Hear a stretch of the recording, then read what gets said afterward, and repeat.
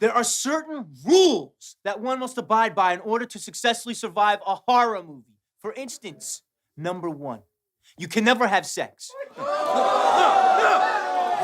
Big no. I'm a dead man. Keep him in popcorn. Sex equals death, okay? Number 2, you can never drink or do drugs. No, the sin factor. It's a sin. It's an extension of number 1. And number 3, never, ever, ever, under any circumstances, say, I'll be right back. Because you won't be back. I'm getting another beer. You want one? Yeah, sure. I'll be right back. Welcome back to Hot Air, the podcast where we take a magnifying glass to the culture, the chaos, and the camp. I'm Josh, and today we're sharpening the knives. It is spooky season. Happy fucking spooky season. The best season of all. This is the time of year where I let my freak flag fly, which is very hard to say. And I just live like a creep. I feel like I wait all year for Halloween season to come around. I love dressing up. I love decorating. I love rewatching old horror movies. What else do I love?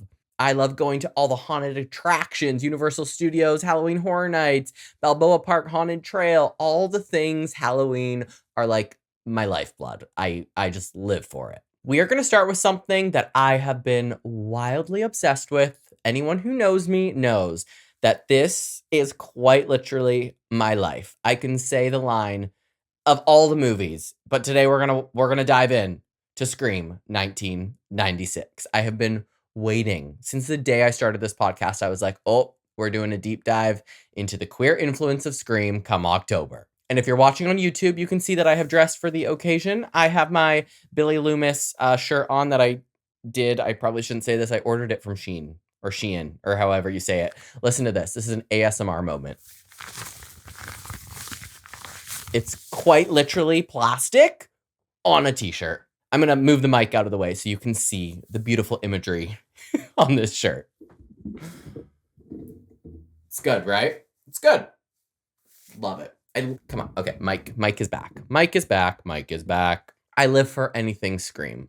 Okay, let me reel in my excitement here for a hot second. So yes, we're diving in to Scream 1996, the movie that slashed its way into the mainstream and it revitalized horror. And whether straight audiences know it or not, it carved out a home in the queer community. Now, horror has always been a little bit gay, but Scream, that is a whole different beast. Written by Kevin Williamson, a closeted gay man at the time, and directed by horror legend Wes Craven. It's a film full of masks, secrets, coded relationships, and survival. In other words, the queer experience on VHS at the time. Now, I have it on digital, but hey. Back then, we just went to Blockbuster and walked up and down the rows and looked for the best thing on VHS. Those were the days. So today we're asking, why did Scream become such a cult classic in queer spaces?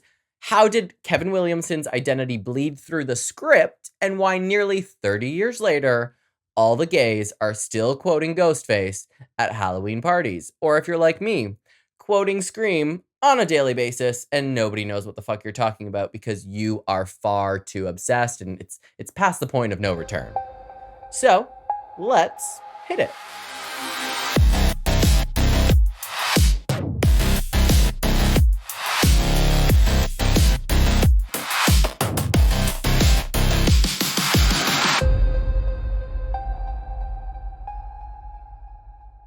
Part 1. Horror was dead. Until Ghostface called. To understand why Scream hit like a lightning bolt, we need to go back to 1996. At this point, horror was tired. Jason Voorhees had been dragged through way too many sequels, like 500 of them. Freddy Krueger was cracking jokes more than he was using his claws, and the final girl formula felt predictable. Horror had become a parody of itself. Nothing was really reaching past into the mainstream that was shocking anyone anymore. Enter Kevin Williamson, who penned Scream in just 3 days while holed up in his apartment, while watching a true crime special about the Gainesville Ripper. He took the slasher template and said, let's break the fourth wall. Let's laugh at the tropes, and let's make them scary again. And, needless to say, it worked. Scream opened December 20th, 1996, and it raked in over 170 million worldwide. It didn't just revive the horror genre, it became a complete cultural reset.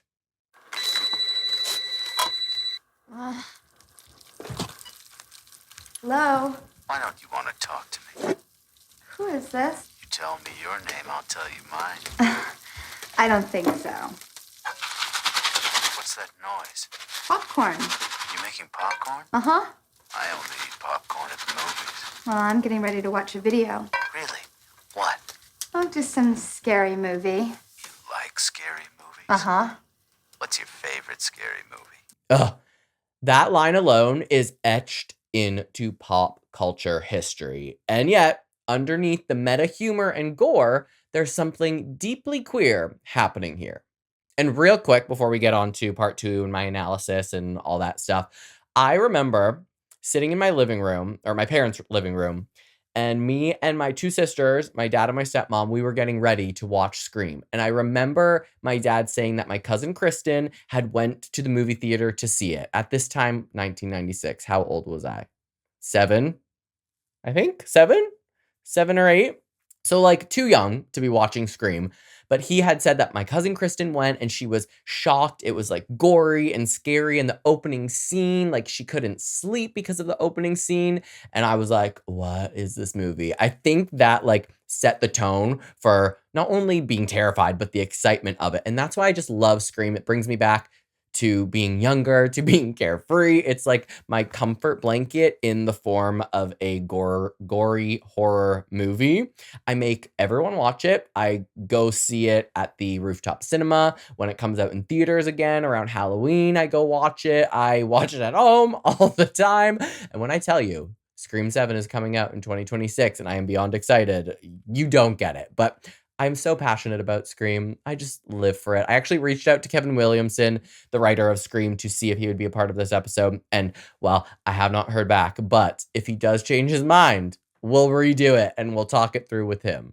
I also think that maybe there was a part of me at that age that was, coming to understand who I was, or just beginning to be like, I don't like girls, I like boys. Maybe these undertones and these themes in this movie are a part of the reason that I love it so much, because there is a lot of queer influence. And although I didn't know the person who wrote it was queer or gay, like maybe there's something that kind of bled through the script and the movie itself that made me feel comfy. And that's probably why I just fucking love it so much.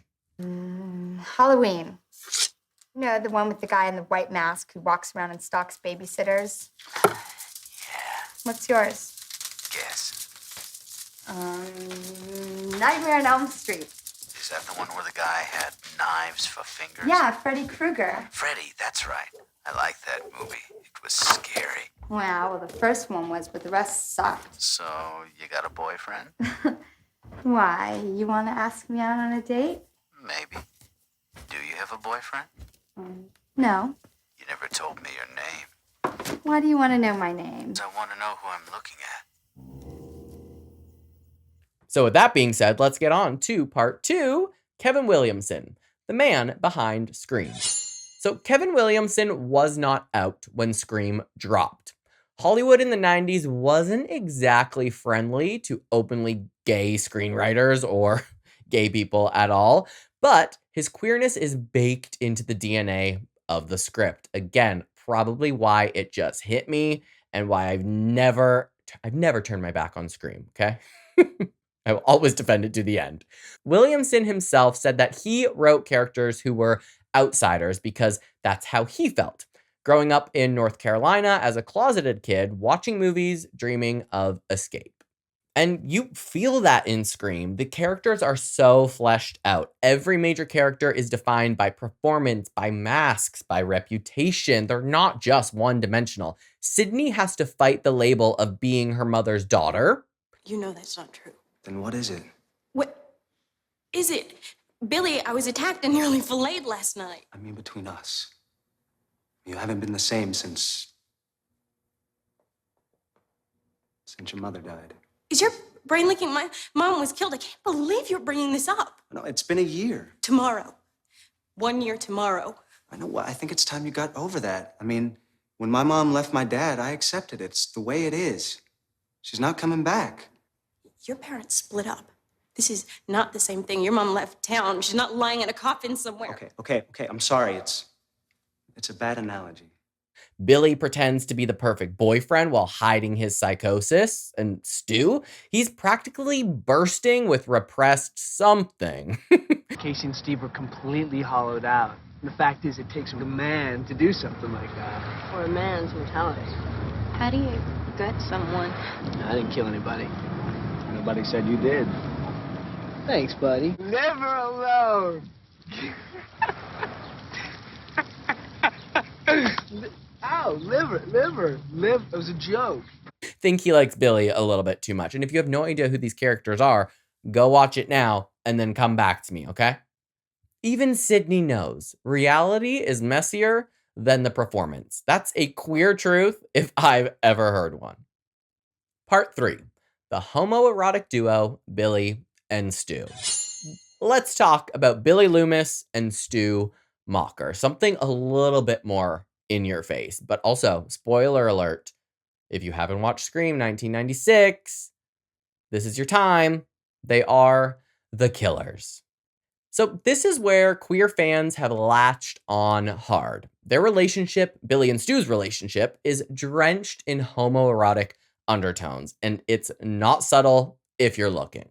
Matthew Lillard, who plays Stu, gives a campy, unhinged performance that's practically drag adjacent. So fucking funny. The wide eyes, the tongue wagging, the melodrama. He's not just stabbing people, he's performing for us. It's so fucking good. And Billy, played by Skeet Ulrich, all brooding eyes and greasy hair. He's that bad boy boyfriend who also happens to be intimately close with Stu, and some guess too close. You cannot tell me that the performance in this film is not queer-coded camp. Corn syrup. Same stuff they use for pig's blood in Carrie. Surprise, Sydney. What's the matter, Sydney? You look like you've seen a ghost. Why are you doing this? It's all part of the game, Sydney. It's called Guess How I'm Gonna Die! Fuck you! No. We already played that game, remember? You lost. It's a fun game, Sydney. See, we ask you a question, and if you get it wrong, booga! You die. You get it right, you die. You're crazy, both of you. Actually, we prefer the term psychotic. We'll never get away with this. Oh no. Tell that to Cotton Weary. You wouldn't believe how easy he was to frame. Watch a few movies, take a few notes. It was fun. They're practically auditioning for a John Waters movie in that moment. Those characters, Billy and Stu, they're just so over the top. And fans have debated for years whether Billy and Stu were more than friends. Were they closeted lovers? Was the killing spree a twisted love affair? Kevin Williamson has never confirmed it outright, but he hasn't denied it either. He once said he always thought of Billy as bisexual. Think about that. The mastermind killer, the one orchestrating the entire bloodbath, written with bisexuality in mind. That alone reclaims queerness from being just the victim in horror. Here, in Scream, being queer, you're the architect. And I think obviously being written by a gay man, it's going to have that influence. So I refuse to believe that Billy and Stu were ever written as just basic, straight students in high school. They definitely were fucking behind the scenes. And that's what I love about enjoying art created by anyone from the LGBTQ plus community. You are going to feel it whether you realize it or not. As a gay man myself, creating a podcast, it's going to have a gay influence. Just like reading a book by a gay author, it's going to have a gay influence. Scream, influenced by the gays, 100%. Part 4, masks, secrets, and closet doors. Now, listen, I did study film for 2 years in school, so this is getting a little film student-y, but another queer layer is the mask motif. Ghostface is literally about dual identities. The mask hides the real person, just like the closet hides the queer identity. You perform for the world, but underneath, there's something darker, truer, and scarier, at least according to society. So it would totally track that Billy and Stu were maybe struggling with their identities. They wear this Ghostface outfit as a way to not only kill people, but represent as masculine and butch and take revenge. And then when that mask comes off, they're what, secretly in love? I'm down with it. So for queer audiences, the 90s was a lot about living a double life, and Ghostface wasn't just a killer, he was a metaphor. And when the mask comes off, the reveal isn't just about who did it, it's about exposure. Being seen, sometimes that's more terrifying than the knife. Part 5. Sidney Prescott, the queer final girl. Now let's talk everyone's favorite final girl. Sue me if you don't agree. Sidney Prescott, the beating heart of Scream. Traditionally, final girls were virgins. They were pure, untouched, morally upright. Think Laurie Strode in Halloween. They survive because they're good. It's one of the rules in horror movies. Don't have sex or you will die. Sidney flips that script. She starts the movie labeled as damaged goods because of her mother's sexual past. She's pressured by Billy to have sex, and when she finally does, she still survives. And I can't keep lying to myself about who my mom was.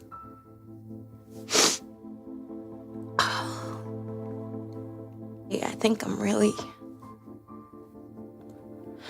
scared that I'm gonna turn out just like her, you know? Like the bad seed or something. And I know it doesn't make sense. No, it does.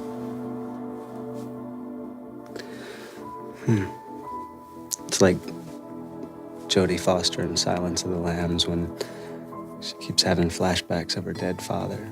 But this is life. This isn't a movie. Sure it is, Sid. It's all a movie. It's all one great big movie. You can't pick your genre. Why can't I be a Meg Ryan movie? Or even a good porno? What? You heard me. That's just Sidney rejecting the rules. She's not defined by purity or shame. She survives on her own fucking terms. And for queer audiences, that's powerful. It's saying you don't have to play by society's script in order to live. And we're going to talk about this more throughout the spooky season episodes, but there's a reason that we vibe with these final girls, like, or big powerful women in horror, like Buffy, or Gale Weathers in Scream is my favorite character. Jesus Christ.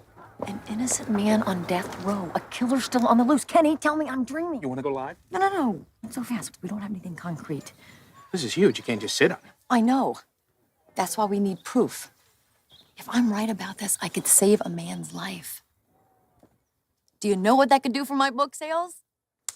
Why we love Laurie Strode and Sidney Prescott, because as these films and television shows continue, there is this thing about these leading women where their characters are so fleshed out and they're witty, they're sarcastic, they're strong, they're independent, they're badass, all the things that queer kids growing up in their teens wanted to be and could identify with. Because we can't identify with the leading men, most of us, at least for me, I'm speaking for myself, but I've read a whole article about this.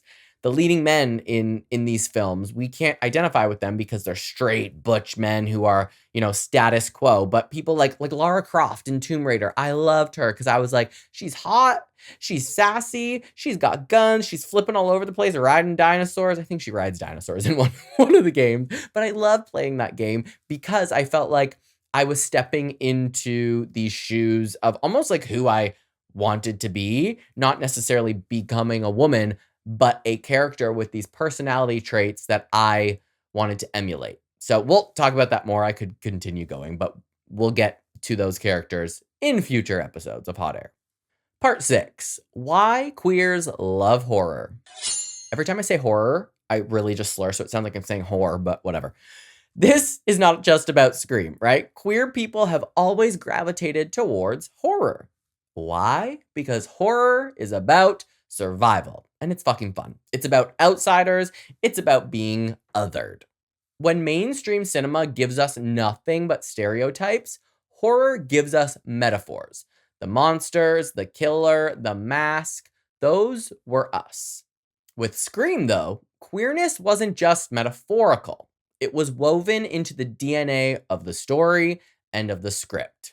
The camp, the coded relationships, the outsider energy, it felt like Williamson wrote us into the genre. And I imagine that was intentional. And even if it isn't intentional, of course, his life is going to influence his film. Part 7, The Cult Legacy. So why has Scream lasted nearly 3 decades with a new film coming out in 5 months as a queer cult classic? Well, because it was ours before anyone else realized it. We saw ourselves in Ghostface's mask, in Sydney's defiance and badassness. Do you like scary movies, Sydney? I like that thing you're doing with your voice, Randy. It's sexy. What's your favorite scary movie? Oh, come on, you know I don't watch that shit. Why not? Too scared?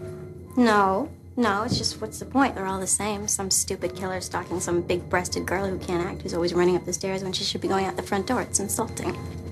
In Stu's camp and over-the-top behavior. Oh, Stu. What's your motive? Billy's got one. The police are on their way. What are you gonna tell them? Peer pressure. I'm far too sensitive. I'm gonna rip you up, you bitch! Just like your fucking mother! You gotta find me first, you pansy-ass mama's boy! Fuck! Fucking hit me with the phone, Dick! Did you really call the police? You bet your sorry ass I did. My mom and dad are gonna be so mad. In Tatum's attitude. What movie is this from? I spit on your garage. Lose the outfit. If Sydney sees it, she'll flip. Oh, you want to play psycho killer? Can I be the helpless victim? Okay, let's see. No, please don't kill me, Mr. Ghostface. I want to be in the sequel. Cut, Casper. That's a wrap. In Billy's brooding moodiness, we quoted the lines at parties, we obsessed over Billy and Stu fanfic before fanfic was even a thing. We learned the rules. And then, like Sydney, we broke them. Today, Scream is everywhere. Endless sequels, which I love every single one of them. TV spin-offs and maybe a new one on the way. Drag queens dressed as Ghostface. It's ritual in queer culture because horror isn't just about fear for us. It's about power and realizing that those badass final girls are who we use as role models. I could continue this episode and just do all the Scream trivia. If there's ever a Scream trivia night anywhere, I will win that shit. I know every behind the scenes fact. I know all the quotes. I know who said what, where, when, why. Sometimes there's these quizzes online that are like the hardest Scream trivias ever. And I'm like, got this 100%. I always win. I always know the answers. One thing I will say is that Scream also subverted all expectations because most of us know this, but when they were promoting it, they were using Drew Barrymore as the star. Nobody knew that she was, of course, going to die in the first 10 minutes. Spoiler alert, it's been 30 years if you haven't seen it, but Drew Barrymore dies first. And she was front and center on the movie poster. Everyone thought she was the star, right? People were assuming she was going to be like the Sidney Prescott. And for her to die is what blew everything out of the water. And she was actually supposed to be Sidney Prescott. And she suggested that she play the role of Casey Becker. She told Wes Craven she thought it would be better if she was Casey Becker, and they kind of shocked audiences. So that was her little input, her decision, and obviously it worked because Scream is still going 30 years later. I live for it. And I will not, some might be bored by those facts. I will never be, but I will not bore you anymore with those facts. Should you be bored? If you are bored, I'm a little mad at you. So, the next time you rewatch Scream, which you should be doing, it's spooky season, let's be real. You probably might watch it tonight. I might watch it tonight. Look behind the blood and the meta jokes. Look at the queerness. You might spot something that I don't. Look at the masks, the secrets, the survival, and the performance. That's why it's a queer cult classic, because queers don't just survive the horror movie, we steal the spotlight. That's it for today's episode of Hot Air. If you liked this deep dive, share it with your fellow horror gays. Subscribe and let me know, were Billy and Stu just murder buddies, or do you think they were dating? Do you think they were boyfriends playing with their knives? Wink, wink, nudge, nudge. You know where to find me on Instagram and TikTok at _hotairpod. And you can head on over to my website, hotairwithjoshuarobert.com, to submit your listener stories, your topic suggestions, and sign up for my monthly newsletter. So until next time, stay hot, stay spooky, and remember, never ever say, I'll be right back. And I will be right back, but I will see you next Tuesday.